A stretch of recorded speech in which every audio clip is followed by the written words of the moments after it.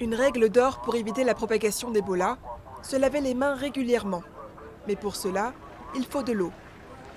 À Goma, en République démocratique du Congo, l'approvisionnement en eau est fondamental dans la lutte contre le virus. Face aux pénuries, les équipes de la riposte comptent sur la générosité du lac Kivu pour ravitailler les points de contrôle. L'importance du lac, vraiment, ça aide surtout pour les personnes vulnérables, les personnes dépourvues et pour la riposte contre la maladie à virus Ebola. Ça nous aide surtout pour la prévention car l'eau est abondante. Trouver de l'eau est un casse-tête à Goma.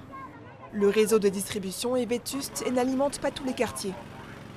Tous les jours, ses habitants et ses camions-citernes s'approvisionnent directement dans le lac. Le problème d'approvisionnement en eau potable à Goma démontre clairement que seulement cette partie de la ville est desservie. C'est même pour cela que beaucoup de gens viennent au lac pour se ravitailler. Ils prennent aussi une certaine quantité d'eau pour ceux qui en ont besoin. Au quotidien, les responsables de la riposte organisent plusieurs rotations de camions-citernes.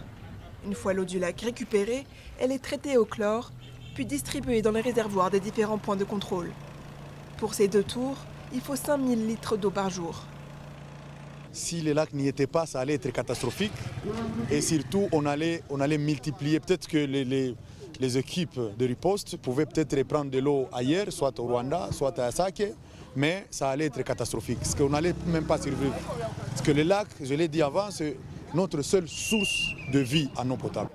Le lac Kivu est un élément essentiel de l'arrêt de la propagation d'Ebola, mais aussi une ressource inestimable pour la population locale. Hôtels, écoles, centres de santé. Ici, tout le monde dépend de l'eau du lac.